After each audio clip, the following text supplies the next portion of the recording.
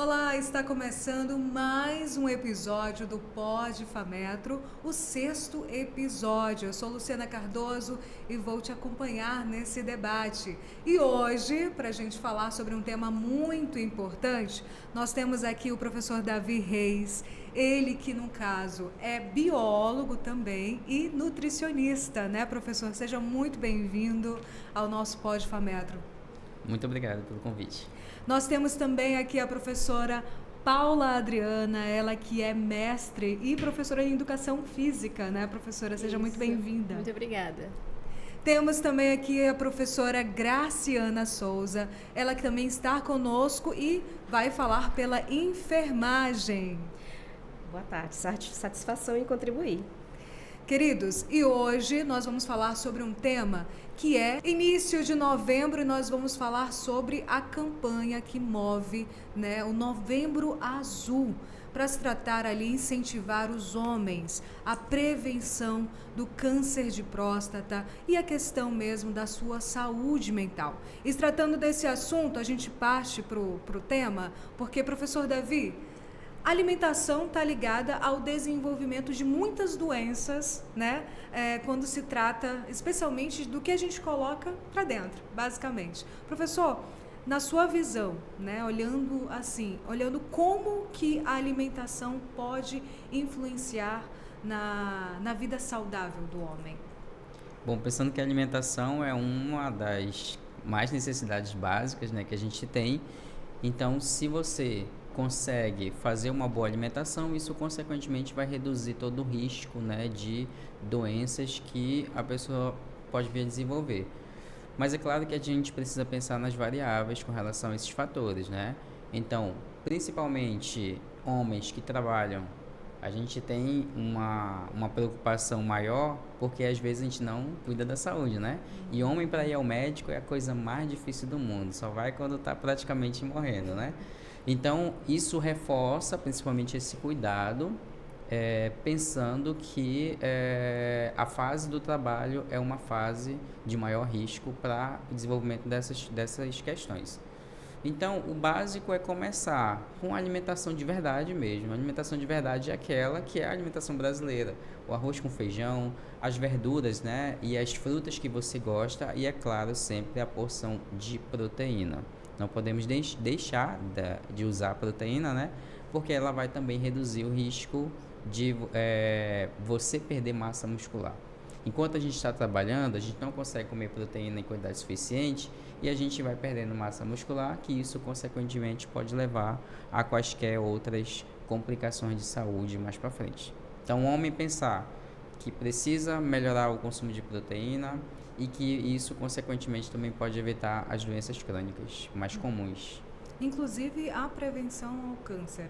Inclusive a prevenção ao câncer. E a gente fala muito de prevenção ao câncer do ponto de vista de alimentação com relação aos vegetais que têm compostos bioativos, licopeno, os outros, né, os carotenoides, eles vão fazer com que haja uma proteção maior às nossas células e isso, consequentemente, elas não vão desenvolver-se, diferenciar-se, né, de uma forma tão mais complexa e isso, consequentemente, vai reduzir aí o risco de ter câncer. Mas é claro que sempre fazer os exames direitinho.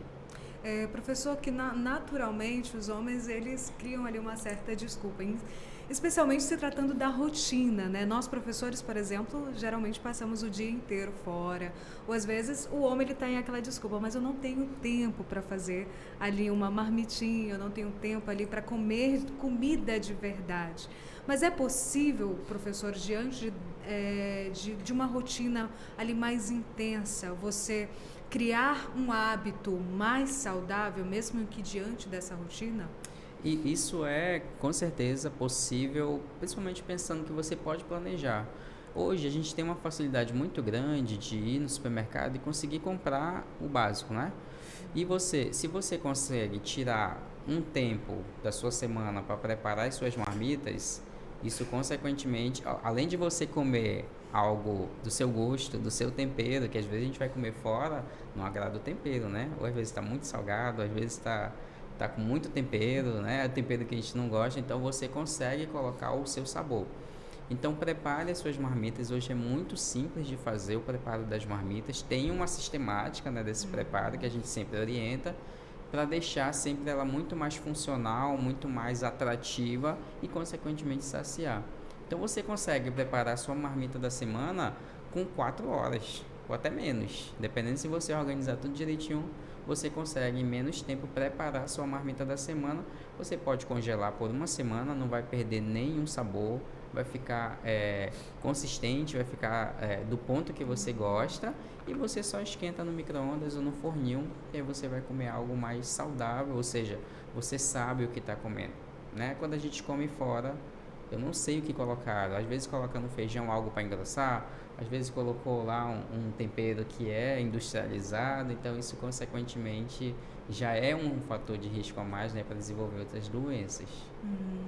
E não é só comer bem, né, professor? A professora Adriana pode falar muito bem sobre isso. Professora, como é possível ali conscientizar, né, o homem a entender que não é só comer bem, mas também fazer atividades físicas, por exemplo, tratar disso, né? É importante conscientizar, porque a gente sabe que hoje a atividade física é um remédio, né? E uma prevenção antes e também no tratamento do câncer. Eu acho importante nós começarmos explicando a diferença de atividade física para exercício, né? É muito comum essa dúvida, mas é importante entender que atividade física é qualquer atividade que a gente realiza durante o dia. Então, se a gente tirar um tempo para passear com o cachorro, escolher descer escadas em vez de ir de elevador, escolher a pé para o trabalho se for possível, ou ir de bicicleta, nós já estamos fazendo atividade física. E as recomendações mínimas da OMS são 150 minutos por semana.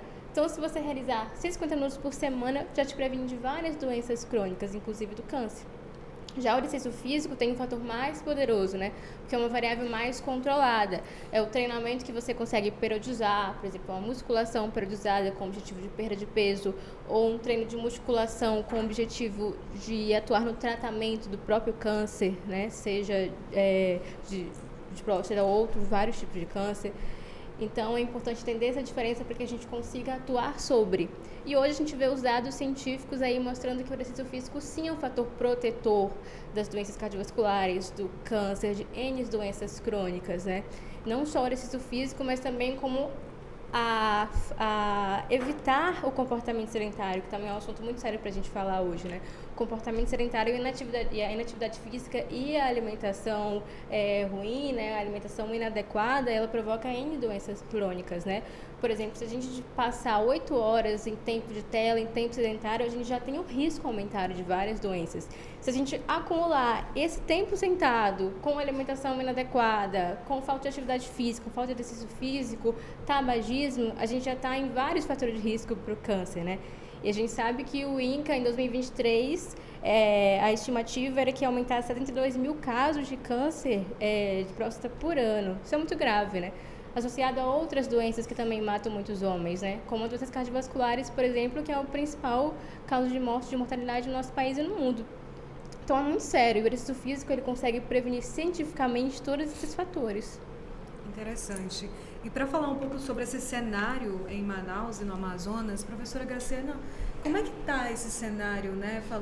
A gente fala da campanha Novembro Azul, mas a gente sabe como é difícil conscientizar o homem, né? O professor mesmo estava falando. O homem, ele só vai atrás de um médico quando já está no estágio lá mais, que ele está começando a sentir as consequências. Professora, como é que está esse cenário no Amazonas? Olha, é bom nós estarmos aqui falando com profissionais de outras áreas, porque quando você está preparando um aluno na faculdade, principalmente na área da saúde, a gente prepara esse aluno para o cenário que ele vai encontrar, né? Qual é o homem que é atendido pelo SUS, qual é o homem que é atendido pelas unidades particulares, qual é o perfil desse homem. E a gente percebe que não muda, os anos passam e não muda, né? Nós temos homens, quem conheceu um homem, conheceu todos. É um homem que, eu costumo dizer na sala de aula que o homem que vai para a UBS é aquele que é levado pela mãe quando é criança ainda. Depois que ele cresce, ele não vai mais. É um perfil de homem que tem mais resistência a procurar as unidades de saúde da atenção primária. O homem não costuma entrar no SUS pela atenção primária, que é a porta de entrada. Eles costumam entrar pela secundária, terciária. É um homem que já precisa de exames especializados, já precisa de internação, já precisa de cirurgia, de ter uma internação maior, de outros profissionais para cuidar do seu restabelecimento. No Brasil, hoje, nosso cenário é que é caro cuidar do homem. Então, em 2009, o Ministério da Saúde criou o Programa Nacional de Atenção à Saúde Integral do Homem, que apesar de ter sido 2009, a gente sabe que, do ponto de vista histórico, não faz tanto tempo. Então, nós, sociedade, nós, né, agentes da área da saúde, nós estamos ainda nos adaptando, buscando caminhos para poder fomentar essa coisa da prevenção no homem. Então, tem muita gente que nem conhece que existe programa, né, um programa só para cuidados de homem no Brasil.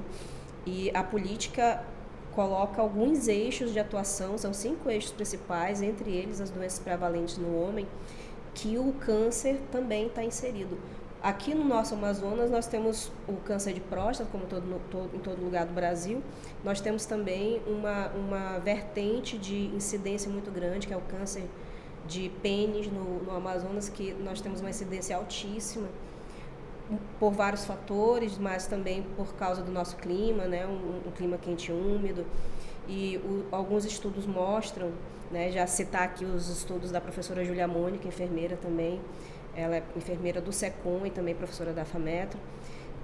Em um dos estudos ela mostra que um dos indicativos para o aumento de câncer de pênis é a má higiene, por causa do clima, né? O homem sai muito cedo para trabalhar, passa o dia fora, às vezes vai estudar, volta já muito tarde para casa. Então, essa coisa da má higiene, do suor, né? Isso vai, do ponto de vista de longa duração, né? De tantos anos nessa pegada de falta de autocuidado, né? Consigo, faz com que alguns tipos de câncer e tantas outras doenças acometam mais homens. Professora, assim, mas o que seria esses impedimentos, né, que fazem com que o homem ele não tenha esse autocuidado tão quanto a mulher?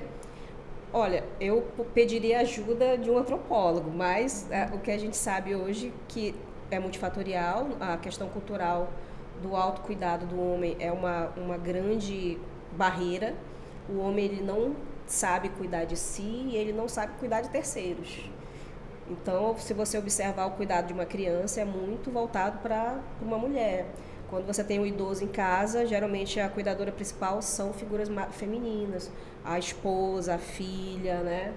Eu tinha uma professora que ela dizia que a mulher que tivesse só filhos homens, que tratassem bem as suas noras. Porque o homem, por mais que muitas vezes ele queira ajudar, às vezes lhe falta traquejo, porque culturalmente o menino desde muito cedo ele faz ações de meninos, né? Então a criança menina, por exemplo, as brincadeiras de criança é fogãozinho, é panela, é vassoura cor-de-rosa. Então são brinquedos que lhe ajudam a ser funcional lá na frente. Os meninos não têm esse direcionamento, então eles vão crescendo sem esse autocuidado. Na medida que eles vão crescendo, também tem a questão cultural, o machismo interfere muito, né? Nós sabemos que para o tratamento, para identificar, por exemplo, câncer de próstata, nós temos um tabu imenso, que é o toque retal, e existem outros exames, claro, mas a gente sabe que o toque retal é dos recursos que ainda não pode ser substituído. Então, o machismo, essa questão cultural do homem precisar ser forte, o homem não chora, né? O homem está sempre pronto, o homem é provedor, o homem não falha, essa visão do super-homem, né? Do homem não falhar, não fraquejar, né? De sempre estar buscando sucesso e tudo mais. Isso faz com que os homens privilegiem suas carreiras, né? Você olha no cenário corporativo, o homem ele não se afasta do trabalho para ir no postinho fazer, né, os seus exames. Se tem filho, o filho adoece, ele não sai do trabalho para ir cuidar do filho, é a mãe que vai, né? A irmã, a avó. Então, é um cara que ele está ali, o perfil dele de se dedicar ao trabalho, à empresa. E aí ele vai deixando de canto a sua saúde, né? E tanto é que hoje existem propostas, por exemplo, de emendas e tal, de projetos de lei que dedicam ao homem pelo menos 2 dias para ele buscar cuidar da saúde, né, sem que isso lhe tire algum dinheiro no fim do mês lá. Então, são propostas que buscam ancorar na necessidade de autocuidado do homem. Para a gente ter uma ideia, e a gente não percebe, por exemplo, nós temos hoje postos de saúde, né, UBSs, que fazem atendimentos à noite. Esses atendimentos noturnos surgiram da Política Nacional do Homem, porque uma das desculpas era que não posso ir, estou trabalhando, né? Então, vamos abrir UBS em cada região de Manaus, nós temos UBS que atendem nesse período noturno. E aí, se você for perguntar lá agora na UBS qual é o quantitativo de homens que procuram à noite, ainda é muito baixo. Interessante. Professor, a professora Graciana falou sobre essa questão da criança que cresce ali com uma certa cultura, né, professora? Uma certa cultura, por exemplo, enquanto a mulher ali ela é levada ao cuidado, né, em ter cuidado, o homem já não. Olhando para essa cultura, né, que tem sido ali de alguma forma colocada na sociedade, professor, como como incentivar uma cultura da alimentação saudável em um mundo, né, em um Brasil que hoje basicamente incentiva a comida mais rápida, o fast food, né, aquilo ali que está ali mais prático. Como incentivar uma cultura de uma alimentação mais saudável? Bom, podemos pensar nesse aspecto que uma das principais falhas que nós temos para que essas pessoas, adolescentes e adultos, tenham uma alimentação desregrada é justamente os primeiros anos de vida. Então, a introdução alimentar que é feita a partir dos 6 meses, ela ainda é ineficiente por conta de todos os aspectos que foram discutidos aqui, a questão cultural principalmente, né? A gente vê principalmente no interior, nas regiões mais periféricas, algumas mães, principalmente as mães mais novas, né, têm o hábito de colocar à disposição do bebê alimentos impróprios para a sua idade. Né? Com 4 meses, algumas crianças já estão comendo algumas coisas. Então, isso gera uma espécie de memória que vai alterar toda a nossa rotina fisiológica, que vai desencadear aí, pode desencadear aí um problema de saúde mais no futuro. Então, hoje a gente já tem, dentro de políticas públicas, um manual feito pelo Ministério da Saúde que orienta como que deve ser a alimentação nos primeiros anos de vida. Então, isso, consequentemente, é um fator que a gente precisa trabalhar dentro da atenção primária, principalmente para fazer com que as nossas pessoas que chegam com 20, com 30, 40, 50 anos, cheguem com menos risco de desenvolver essas condições, né? E não é difícil. Se a gente for pensar do ponto de vista econômico, a gente tem uma facilidade, né? O que falta mesmo, eu também não diria conhecimento, mas o que falta é boas ações. Então, a própria universidade tem levado isso em forma de extensão, né? E a gente tem conseguido orientar aí algumas mães de como fazer essa introdução alimentar correta. A gente tem um dado muito importante da OMS, de que 90% da população, em média, não consegue consumir as frutas e as hortaliças na quantidade suficiente. Ou seja, a gente tem 90% da população desnutrida de algum dos nutrientes, que isso pode acarretar doenças. Então, acho que o foco é trabalhar nisso. É trabalhar na orientação de como esses alimentos podem ser protetores, né, para o nosso corpo e, consequentemente, nutrir. Perfeito. Professora Paula, naturalmente eu faria a mesma pergunta, né? Porque assim, a gente vive atualmente numa sociedade em que basicamente muita gente tem 2 empregos, 3 empregos e acaba ali se ocupando e a gente busca ali, né, alternativas, mas na maioria das vezes nós acabamos trazendo algumas desculpas, né, para a realização de atividades físicas, exercícios, né? Como de fato incentivar ou criar uma cultura em que o homem ele consiga entender que, olha, por mais que eu trabalhe, por mais que eu tenha uma vida extremamente ativa, eu preciso ali adotar determinadas práticas que vão me dar ali um pouco mais de condicionamento físico, né, por exemplo. Eu iria pelo mesmo caminho que o professor Davi foi das políticas públicas, né? não só as políticas de incentivo, que são muito interessantes, mas as próprias políticas de possibilidade de mais espaços de lazer na cidade, por exemplo, né? Se a gente for para as periferias, a gente tem poucos espaços de lazer, comparado a outras regiões do país, por exemplo, como a região sul do país, que tem espaço de lazer em vários lugares. Aqui a gente não tem tanto acesso a isso, né? Se a gente for perguntar aqui, a gente vai falar Ponta Negra, Mindu, e onde são esses lugares espaços? selecionados, E né? esses espaços geralmente são espaços mais frequentados pela classe média alta, né? Se a gente for para periferias, temos poucos espaços de lazer. E os poucos espaços que tem, muitas vezes não tem as atividades que são realizadas ali por profissionais.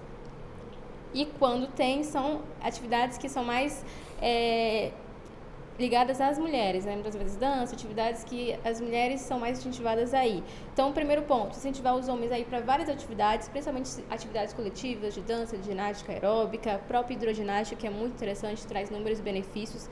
Então, a gente começaria quebrando esse tabu que as atividades coletivas, que são as atividades mais encontradas, né, nos bairros, são atividades de mulheres. Então, eles precisam também incentivar a ir junto, participar junto, ir com a esposa, ir com a filha, para que aumente essa conscientização. E segundo, aumentar esses espaços, né, e aumentar as políticas públicas de incentivo. Nas extensões a gente também tem feito isso, né, levado atividade física, exercício físico para a comunidade, e é interessante como eles pedem para voltar, para ir sempre. Então, um programa fixo em uma comunidade seria muito mais interessante. Claro que a gente encontra inúmeros problemas, né, como de segurança, por exemplo. Então, muitas vezes a gente vai e tem essas barreiras, né. Então, existem inúmeras situações ligadas a isso. Mobilidade urbana, segurança, tudo isso afeta o nível de atividade física aqui, né? Porque a maioria dos homens que não fazem exercício físico e atividade física são homens que, infelizmente, moram em periferias e não têm a condição socioeconômica tão boa, né? E isso é muito sério, porque remete a um problema de saúde pública enorme. Então, a gente tem um eixo muito grande para resolver aí, né? Alimentação saudável, exercício físico, quebra do tabu, que algumas atividades são só para mulheres, e incentivar mais espaços de lazer, né? A gente vê muitos programas que são ligados a idosos, a mulheres, e isso é muito interessante, mas muitas vezes esses programas não estão ligados tanto aos homens, isso acaba não incentivando aí. Então, quando eles se sentem mais incluídos, né, até próprias atividades como jogos de futebol na comunidade, quadras que possibilitam isso, com um instrutor, um professor, vai incentivar muito essas práticas. Legal. Manaus tem poucas praças também, não é? Eu já ia falar, são lugares querendo ou não selecionados, Justo, né? A gente vai, por exemplo, vai para uma periferia, né? A gente aqui cidades não, mas bairros totalmente distantes da parte central da capital, né? A gente já não vai ver, até porque ou são perigosos, né? Na maioria das vezes acabam evitando por conta disso. É complicado, né? Você ali trazer essa inclusão, mas não dando a acessibilidade a ele, né? Tem até um espaço que é muito subutilizado, que são as academias ao ar livre, né? Muito subutilizado, justamente porque não tem um profissional. O espaço é um espaço adequado, mas às vezes falta o profissional e falta a segurança para estar naquele ambiente, né? Não é só construir as quadras, não é só construir os espaços, porque se não houver a manutenção e o profissional ali, daqui a um mês não vai mais estar funcionando. Interessante.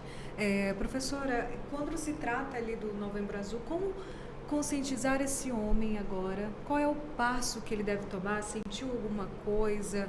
Qual é o passo que ele deveria se entender a partir desse momento? Olha, do ponto de vista de sensibilização da população masculina, nós temos um grande trabalho pela frente, né? É uma coisa de mudar paradigma mesmo. Então, hoje nós temos alternativas. A Política Nacional de Atenção Integral à Saúde do Homem coloca estratégias que nós temos que buscar, né? Então, uma delas é ir ao encontro da onde o homem está, espaços masculinos, né? Então, se você olhar, por exemplo, uma UBS, toda UBS é padrão, né? Então, não é muito atrativo, o homem não busca ali, vai porque realmente precisa. É diferente, por exemplo, de um espaço masculino. Por exemplo, se a gente compara com uma barbearia masculina, ali é muito mais atrativo, né? Então, os homens gostam de estar ali, eles buscam estar ali. Tem mais coisas para fazer do que só a barba e o cabelo naqueles espaços. Então, a alternativa que a política traz, uma das alternativas é ir ao encontro da onde o homem está. Então, a atenção primária hoje vem buscando visitas domiciliares, vem buscando Uma estratégia é o pré-natal do parceiro. Na medida que a esposa vai ao pré-natal e o homem vai junto, a gente aproveita a oportunidade, né? Pega esse homem, já faz exames nele, já faz uma bateria de exames avaliando desde glicemia até sorologias, né? E aí é uma alternativa, né? Então é o pré-natal do parceiro. Nós temos também essa coisa de ir nos espaços, então campos de futebol, praças, até lugares que são de difícil acesso, como lugares onde ele está trabalhando, como canteiros de obra, né? Eu já vi várias vezes ações de extensão, por exemplo, da FAMetro, em canteiros de obras, com trabalhadores, trabalhando essa questão da saúde do homem, saúde do trabalhador junto. E a gente busca esses lugares para poder falar sobre saúde com o homem. Para além disso, nós temos também os aconselhamentos que são feitos pelas UBSs, que orientam quem ajuda os homens, então são as mulheres. Então as mulheres são parceiras nisso, na orientação do homem. Às vezes você orienta o homem, entra por um ouvido e sai pelo outro. Né? Recentemente nós estávamos numa extensão e nós tínhamos acabado de orientar sobre os homens diabéticos, né? Um senhor que apareceu com a glicose lá no alto, e nós falávamos sobre a alimentação saudável, né? Atividade física e tal. E aí ele saiu de lá e queria comprar uma Coca-Cola, né? Não sei se pode falar o nome da marca, mas enfim, já falei. Refrigerante né? Cola. Queria comprar um refrigerante muito famoso. Sério, será? E aí apareceu lá um refrigerante lá na hora. E é cultural, né? Eles acham, né? Várias vezes nós vamos fazer visita domiciliar e a dona da casa, ela se desculpa por não ter um refrigerante para ofertar. Às vezes tem suco, que é do próprio quintal dela, que ela mesma fez, mas ela acha que o legal mesmo é dar o refrigerante. Então é cultural. Então são barreiras que vão para além do que a gente pode dar conta, né? E também tem aquele tabu, né, professora, assim, que muitos homens têm o de contar o que está acontecendo.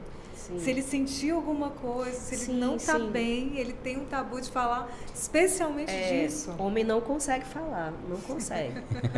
Essa coisa de calma, trabalhar... professor Davi. Não, mas é verdade. Essa coisa de trabalhar, não sei se o professor Davi é assim, mas assim, nós estamos falando estatisticamente, né? Mas o homem tem dificuldade de falar, de mostrar fragilidade, é isso que eu falei, né? Sim. Uma das coisas que a gente percebe também no atendimento ambulatorial é que o homem não busca atendimento e fazer exame porque ele tem medo de descobrir que tem alguma coisa, né? Tem uma brincadeirinha que o homem fala que assim, o homem só é saudável até o momento que ele fizer exame, porque quando ele fizer ele vai descobrir que tem alguma coisa. Ou um triglicerídeo alto, um colesterol, alguma coisa.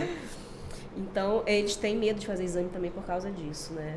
E a manutenção do tratamento também é uma dificuldade com o homem. Por exemplo, homens diabéticos, eles têm, a partir do momento que eles estão com a glicose muito descontrolada, diabetes descompensada, nós podemos ter disfunção erétil relacionada ao tratamento medicamentoso também. Tem muito homem que abandona o tratamento porque a qualidade de vida foi alterada drasticamente também com o tratamento, com a doença e com o tratamento.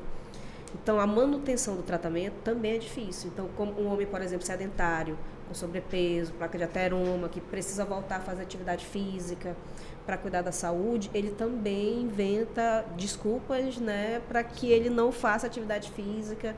Então, são situações que vão juntas, criando uma bola de neve, e um homem que vai criando comorbidades. Então, no início era só sedentarismo, só o triglicerídeo. Depois evoluiu para hipertensão, depois diabetes, depois é pós-infartado, depois... Então, esse é o perfil do homem que a gente atende, infelizmente. Então, sensibilizá-lo, buscar a família, buscar os espaços onde eles estão, e desde cedo, como o professor Davi falou, orientar o menino desde a infância, a gente precisa romper a bolha da universidade, levar conhecimento científico ainda para o menino na escola, no ensino médio, né? No ensino fundamental, para falar de coisas desse gênero também para eles, né? Do autocuidado. Então, essa coisa da educação sexual ainda na juventude, na escola, né, a depender da idade de cada criança, mas saber os riscos que esse menino tá exposto. O homem hoje, nós estamos falando de câncer aqui, né? Mas assim, as ISTs batem a porta muito cedo na vida dos homens também, pelo comportamento de risco. Então, nas UBS, o que a gente vê? Demandas relacionadas à falta do autocuidado, à falta de buscar saber como está a saúde, com os exames, né, periódicos, e um homem que muitas vezes a primeira vez que ele fez exame foi porque ele precisou. Então, e quando você questiona durante a vida, ninguém nunca falou com ele sobre essas coisas. Então nós precisamos nos unir, nós profissionais da sociedade, são enfermeiros, psicólogos, né, professoras do ensino médio, diretoras de escola, família, para falar para esses homens, de fato, como podem ser mediados essas questões de prevenção para todas as doenças que mais acometem homens, né?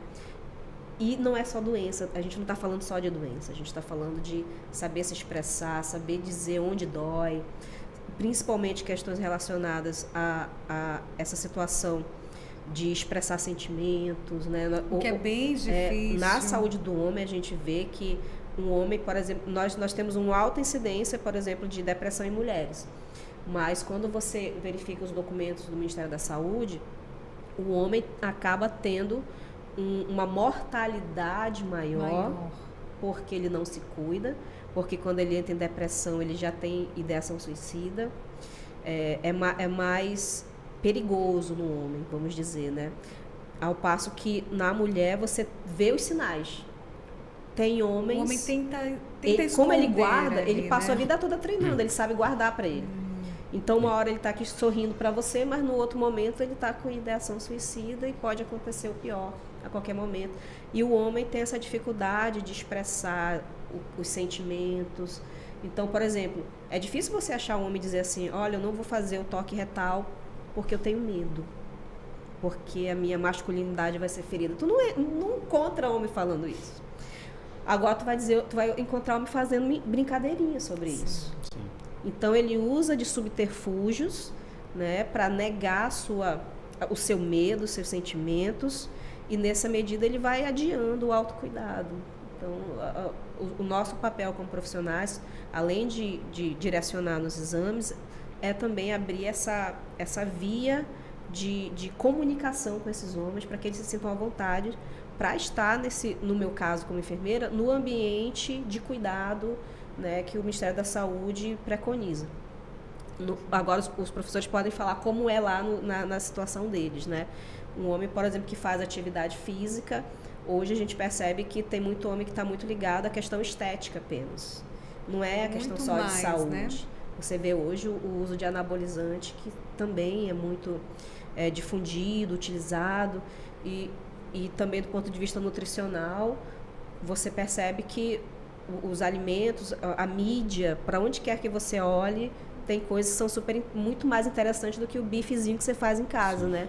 O professor deu o seu melhor falando das marmitas, mas às vezes você quer uma coisa que tem marca, uma coisa que tem muito açúcar, uma coisa que está na moda. Uma coisa que todo mundo está consumindo. Exatamente, né? Então, a cultura da comida rápida, fácil, das marcas associadas, né, gigantes das marcas associadas à alimentação rápida e não saudável, né? Também é uma das coisas que a gente precisa falar na sala de aula também.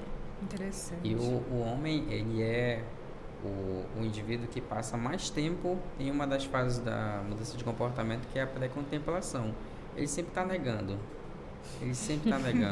Quando ele passa para a segunda fase, ele diz que, uma hora eu vou começar. Depois do ano novo eu começo. Não, vem o carnaval. Depois do carnaval eu começo. Então, o homem, ele sempre está nessa fase, né? A mulher não. A mulher identificou o problema. Esse tempo é muito minúsculo, ela é mais sensível, muito né? mais sensível. Por isso que as mulheres vivem mais, né? É verdade. A mulher vive em torno de 8 a 10 anos mais que o homem, né? Justo. Porque ela tem... A gente sabe que a mulher entra na atenção primária no SUS pela atenção primária, o homem bem depois, e às vezes nem entra, né? Às vezes o homem não entra. Eu falo assim, por exemplo, o homem, ele tem mais situações de risco. Então, quando ele dirige mais perigosamente, com mais velocidade, né? Então, E ainda tem aquele mito de que homem dirige melhor, né? Exatamente. A política nacional do homem tem uma vertente de atuação para acidentes, para o homem. A política tem uma vertente de questões sexuais afetivas também.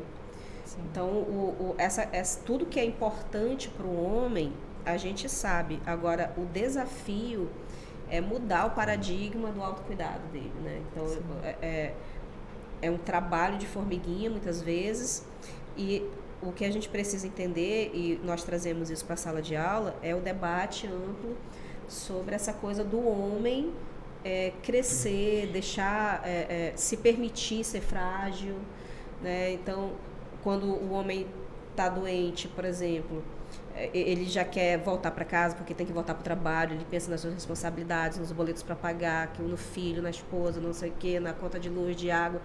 Então, ele não tem um minuto de sossego, ele quer trabalhar, ele precisa trabalhar. Então, isso vem desse estereótipo de força, da masculinidade, de ser forte o tempo todo. E de que quando ele não é aquilo, ele se sente um pouco inútil. Exatamente, exatamente. Exatamente. É complicado, né? Eu achei muito interessante a situação dos alimentos com a mídia. Teve até um documentário alguns anos atrás, né, criticando as empresas que utilizavam os brindes junto com os alimentos para encantar as crianças. E isso é muito interessante porque os alimentos estão muito ligados também à socialização. Muitas vezes a gente acha que para socializar tem que tomar uma coca, tem que beber com os amigos. E isso é muito interessante porque a gente precisa aumentar o incentivo a práticas mais saudáveis, né? A gente pode socializar fazendo piquenique com alimentos saudáveis, a gente pode socializar indo para uma corrida, que ainda bem que tem aumentado muito a questão dessas práticas, mas é muito interessante que a gente incentive isso, né? Todas as profissões, né? Principalmente a alimentação saudável. Vocês também podem socializar fazendo uma alimentação saudável. Não tem que ser uma coca, né? Pode ser um suco. Cada um faz um suco diferente, prova, né? São várias atividades que podem incentivar desde a escola também. Mas tu sabe que o comércio ele se aproveita muito disso? Se você for pensar, o refrigerante custa tanto, o suco custa muito mais, e às vezes não é o valor do produto do produtor, né? Que sai lá do produtor. É toda a questão logística mesmo, né? Então ele entende, se você for comprar um suco funcional, um suco detox, ele é 3 vezes mais caro do que o suco e 4 vezes mais caro do que o refrigerante. Então o comércio se aproveita muito disso, infelizmente. E aí entra aquele famoso pensamento, mas se me alimentar bem custa caro. Sim. Né? Entra aquela famosa... Sempre tem, custa caro mesmo. O assunto está muito bom, mas a gente está caminhando para a reta final. Que pena. E a gente agradece mais uma vez, a participação de cada um. Espero que a gente tenha mais oportunidade de falarmos sobre esse assunto ou sobre outro qualquer, envolvendo as respectivas áreas. Mas quero agradecer novamente, tá bom, professores? Obrigada. E você que nos acompanha pelo YouTube, o nosso ouvinte, nosso telespectador, esteja atento aos sinais, comece de fato a conscientizar você e também os seus familiares, aquele que está próximo de você, tá bom? Curte o nosso vídeo, se inscreva no nosso canal. Nós nos vemos no próximo episódio.